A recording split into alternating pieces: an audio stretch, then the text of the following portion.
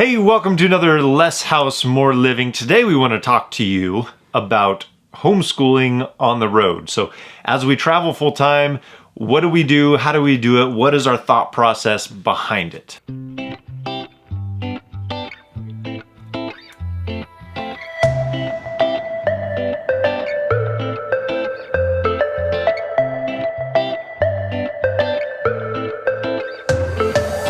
So we have two videos on this. The other one you can check out is showing a lot of the details of the curriculum and why we chose it for each child. It's a curriculum that we basically pick the pieces. It's not like you buy into one system and do it. We get to pick the individual pieces. Each subject. Each subject for each of the kids to how they learn, which is great. And we wanted to talk to you in this video about what it looks like when we actually do the homeschooling, when we actually go through our day, what the kids do, where they do their work, just some of the very practical, and it's going to kind of go across the board too, no matter what grade they're in. So would you say we're strict or laid back about it?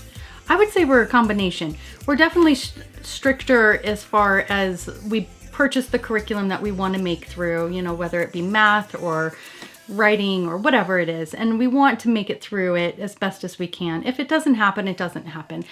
But at the same time, I would say we're laid back because we don't necessarily have a set schedule as to when we do it. If we're out doing something fun, school's going to take a back seat for the moment, and it's going to get done maybe later that afternoon or even on the weekend. It's not like we do school Monday through Friday, 8 to 1 or 2. Yeah, so talking about schedule is sometimes you have travel days, and travel days can be difficult to try and pack in school if you're leaving early in the morning or when you travel, it's tiring, it's exhausting, and then trying to force the kids to do school, sometimes you're just choosing a battle that maybe isn't necessarily where you're going to choose it. So even on the broader schedule of our the broader topic of our schedule is we don't really look at days as like days of the week. If it's a Saturday and we have the opportunity to do school and we don't have anything going on, by all means, let's do school. But if it's a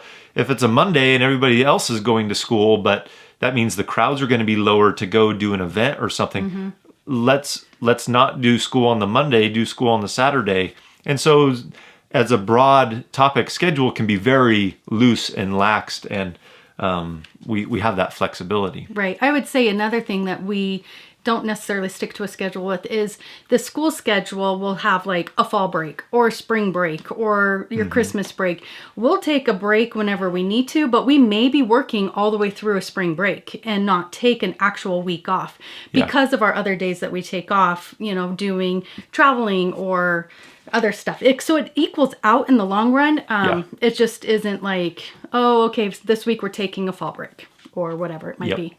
And then even the schedule of the daily, I mean, we're not super strict.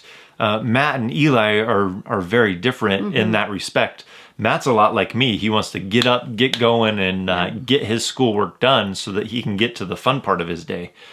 And Eli's not that way, and it's okay to have one or the other. Eli will take his time and trickle through it throughout the day, but why force him to crank it out, get it done early in the morning if he's getting his work done throughout the day? Right. So, as long as they're getting their work done, that's really all I care about. And we check up on them and make sure that they are getting their work done. But at the same time, if it takes longer for one or if it's up and at 'em for the other, totally fine by us. Yep. And a lot of times they'll start off with doing their reading. I know we missed that in the other video. Yeah. They do have reading for their school, and sometimes they'll do that reading right in bed in their PJs or sitting on the couch in their bedroom, and it's just kind of a laid back thing. Yeah. And then they'll move on to other subjects, like they have to share the computer for the math. So obviously they're not going to do that at the same time. So one will start on math and use the computer, and the other can jump into science or something like that. Yeah. So whatever else they can do independently, that's what they'll do. Yeah. While the one's using the computer, and then they end up switching. Yeah. So. And typically they do all their work at the table, kind of as like a base hub. You know, one can sit on one side, one on the other. And they can work well together in the same space. Occasionally, like maybe one of them's like, man, the sound is just bothering me today. Or, you know, Matt keeps clicking his pen, or who knows what. Like, so occasionally one of them will move into their room, and we have the space to do that in our rig. So Right. Even that is flexible. So that works out well. Yeah, it does. Yep. Yeah. What else with our style and how we do? Because you love picking the curriculum. You love a lot of that stuff. Like the summertime, I'm like, let summer be summer. And you're like, I want to pick the curriculum for next year. Part of that, though, is I get tired of the curriculum by the end of the last school year. And so I'm kind of like, I'm ready for something new. Like, I like trying new curriculums and looking to see what might be a good fit for our boys, or what can we do together, you know, that can combine some of the subjects together. And so, yeah, I love to sit there, read reviews, watch people's videos, either on what they pick or why they pick it. And like, oh, that would be a good fit for, you know, maybe Matt or whatever, and give it a try. But yeah, so I like to go through subject by subject. I don't ever go and be like, oh, we're just going to do a Becca or whatever it might be. You know, I like to just take this subject and be like, what are we going to do for this subject? And then go to the next one. What can we do for this subject? And it might be totally different for either of the kids, or it might be, hey, let's combine this subject together and, you know, do it together, the three of us. So yeah. And every day is always perfect. Every day that we do school, there's never any like difficulty or motivation trying to get them to do it. They just love it. They just dive. Let me tell You're not the agreeing? truth. Not at all. There are some days where like, oh wow, look at how fast we got school done. And then there are other days where it's just a fight to get them to go. And so no. But I think that's a point to one of the reasons that we love homeschooling. Not saying that one way is better for every family. You know, you have to work through that and figure out what fits your family. We're not saying that putting your kids in school is a bad thing, or homeschooling is the only way, or road schooling, or you know, any other form is absolutely not. We're just saying what works for our family, and the opportunity that we have to spur our kids on to get through school and do those things. And majority of the time, it's working on their attitude and being able to reinforce that through the tool of school is a good thing. Right. I always say we're building character.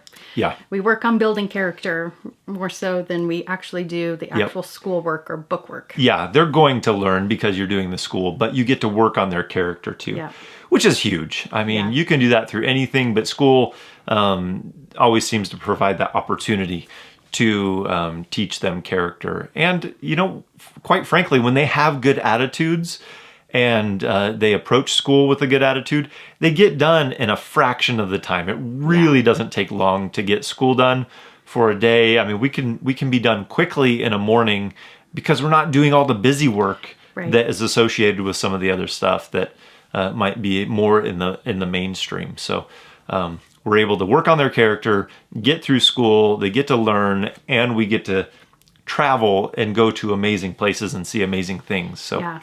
And I keep saying too, their life skills that they're building, just as we're traveling, is huge as compared to if we were just saying in our sticks and brick home, just homeschooling. You know, even if we just compare those two, I think their life skills that they're learning is huge too. Yep, you get different things from all different avenues of lives, and it's definitely a good thing. To have that. Yeah. So, did I miss anything?